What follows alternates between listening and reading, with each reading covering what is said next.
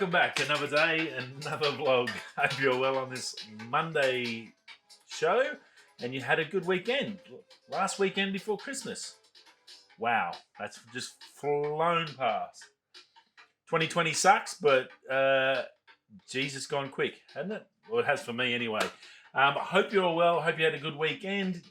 Hopefully got all your Christmas shopping done that you needed to do, especially if you're in New South Wales, because pretty much back in lockdown. That's not good to hear. If you are following, yeah, my condolences. That's going to be a pretty average one. I have been stuck somewhere over in Christmas or over special occasions. I think I got stuck in the Daly River pub because of Catherine floods for one of my birthdays, and it was not much fun. So Christmas, New Year's, stuck at home, isolating. I'm sure no one on the planet wants that.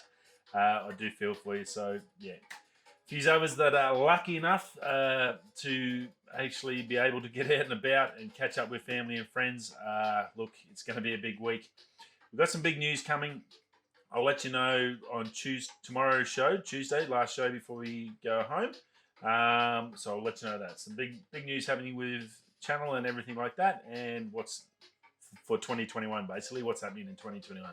Huge news. Other than that, I've got a heap of work done over the last few days after work.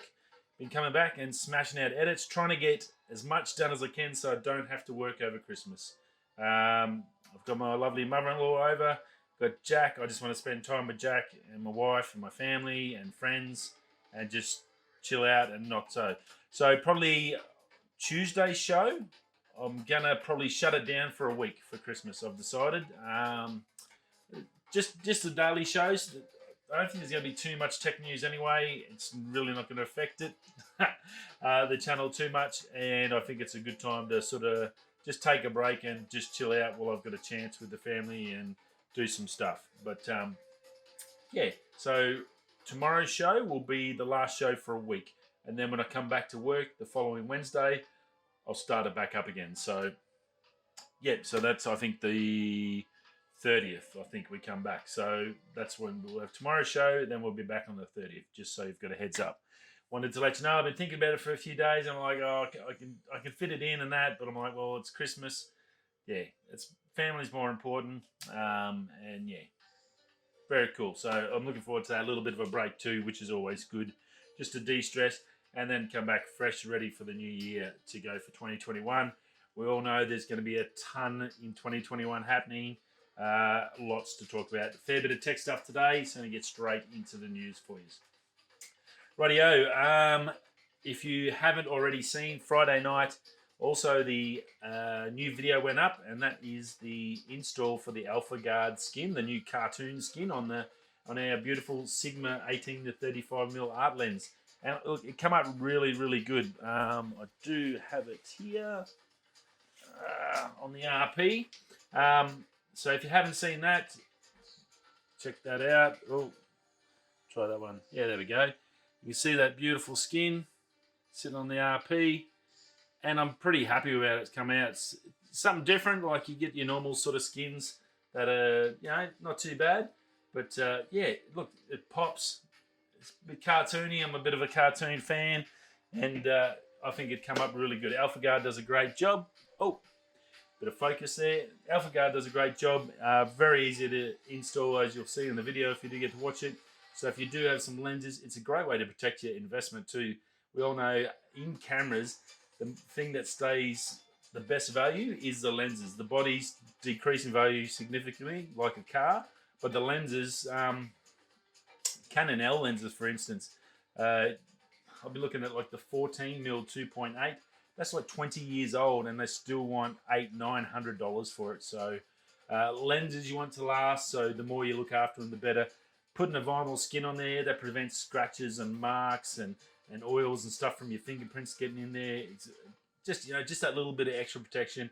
It looks great. You can change it when your mood feels different, and look, it's easy, and you get that protection. It's going to last your lifetime. So really cool. So hope you enjoy that video. If you haven't seen it, shoot over, and it'll be up there somewhere, one of your links, or just go to one of the playlists and you'll check it out when you get a sec. That'll be pretty cool. Other than that, we've got a fair bit of news. I'm going to try and get through this all. Lots happening. Some big news. Now, first up, as I just released on Twitter from Canon Rumors about 20 minutes ago, while I was waiting to come home, Nikon. Wow. 70 years of production in Japan are now moving. So we knew Nikon was struggling. We all thought Nikon was very Olympus-y, looking to maybe crash and burn like a little bit like Olympus. Olympus seems to be hanging on with the new owners, and we still don't know where they're going to go. 2021 is going to be a big key indicator for Olympus and how they're going to struggle or how they're going to survive and what they are going to be with their next models that come out. So we're waiting to hear on where that's going to head. Nikon, the Z range has proven pretty well, but still in struggle town. So they're moving their whole production facility to Thailand, cutting costs. That's obviously going to also cut into the quality of the product. Making something cheaper never makes it better. Do you care what you say? Look at Hyundai and those cheap, crappy cars. Yeah, it's a real shame. I'm sure there's going to be a lot of Nikon stalwarts that are upset by this. The quality of Nikon with the colors and all that. Sure, your technology can be fine, but is it going to become plasticky and not have that weather resistance that they're known for? These are really famous camera brand that seems to be really struggling, and it's got dire enough that they have to cut costs somehow, and the only way they can do it is basically move to a different country, which is really sad. So not good. It's a sad day, I guess, for all Nikon fans, and so I guess we sort of knew something was coming along those lines. I wouldn't have never expected that. I thought they would have trimmed down their range and maybe just gone full mirrorless, and that's realistically what they should have done. But I don't. They have sort of done it. There's only the Z6 and Z7, but that hasn't seemed to help them as much as they hoped. So, yeah, not good days for Nikon ahead. Samsung, we all know how well the M1 chip went for Apple. That's the new ARM architecture. So basically, mobile architecture in their chip, but now can run PC or desktop type scenarios, and that sort of mixture between mobile and land-based, or not land-based, mobile and sort of desktop sort of scenarios. Well, Samsung, they had the Exynos for a while back, an old chip. Now it's ARM architecture, and they're bringing it back with a vengeance. There's going to be a big release on January the 12th, so I'll definitely keep you up to date on that. Samsung definitely up there at the same level as Apple with quality and state-of-the-art tech. I have no doubt that this thing's going to be, I guess, similar sort of spec or level as the M1 chip is for Apple. We may see Samsung branch out into the laptop arena to capture some of that market off Apple as well and really push their products across both formats. Going to be interesting to see and hear that release. I'm sure it's going to be a massive release, so stay tuned for that one. The battle continues, Samsung versus Apple. The two big boys in the tech industry look to be going into 2021 head-on as always, so very interesting. Now, Canon rumors you would have seen on the thumbnail, patent leak or found in regards to a touchpad button type or shutter type button. So instead of your normal shut button where you can sort of push it down or push it halfway for your focus, looks like either at some stage or they are thinking about or have got something sort of in their back pocket for a touchpad. Now, we had the touch focus on the EOS R and it sort of mixed sort of feelings, and it sort of got booted back to the joystick type for the R5 and R6. It looks like they've been, they all put in different patents to try to cover their bases. If they want to go a different avenue, well, they just get a patent in, and if they want to go that way, it's good. If not, well, they can just put it in the back burner. Looks like this one may be coming a little bit closer than what we think. We don't know. It's still a bit of a rumor. It's hard to sort of work it out. Is it going to have sort of like your Apple products with your touch sensitivity, that sort of that feel to it, or is it just going to be purely just a touch? It's it's hard to tell. It's a bit of a drawing. Now that you will see the drawing, it does look like a mirror, a DSLR camera, like a 7 series camera. And a few of the people on the Canon rumor site were saying that as well. So it may be an old patent, it may be not. It's floated up to the top, so something may be going on there. You never know what they've sort of got in their little plans for the future. Again, a bit of a rumor at the moment, but look, something interesting to talk about, which is always good in technology. Microsoft. Speaking of ARM chips, Microsoft, as well as getting into the ARM game, look, I think it was always going to be the case. And I think that when ARM got sold last year, it was strange that one of these big guys didn't buy it up. And I think they probably weren't allowed to, so they didn't have a monopoly on it. But now Microsoft is also getting into it. The difference being is they're going to be, it looks like they're probably going to team up with Qualcomm and use one of Qualcomm's ARM architecture chips as a basis for theirs, but they want to put it in there. It looks like they're going to start off with focusing on their data centers, and then they'll expand out to the consumer style tech. But yeah, Microsoft looking to get their own ARM chips out there as well, and that we've all seen how good they've gone with Apple.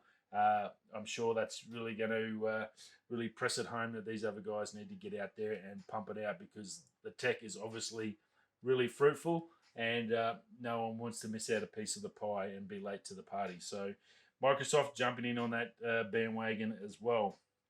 Now, huge news for drones. US government has put DJI on the entity list.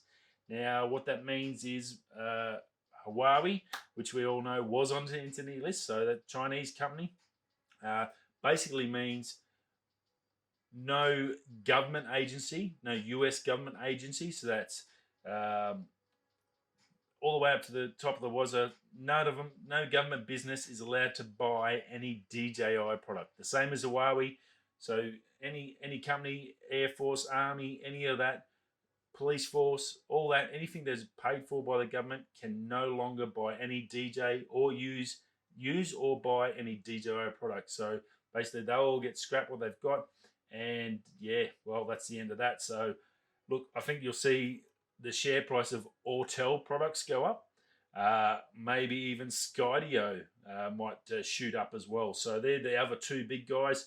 Autel's got the best other cameras with that 6K and 8K sensor, and they've got some good stuff where Skydio's tracking abilities might be perfect for police departments and stuff where they're trying to track people and do bits and pieces. And they've got the thermal camera as well. So they've both got the thermal in there that can use it.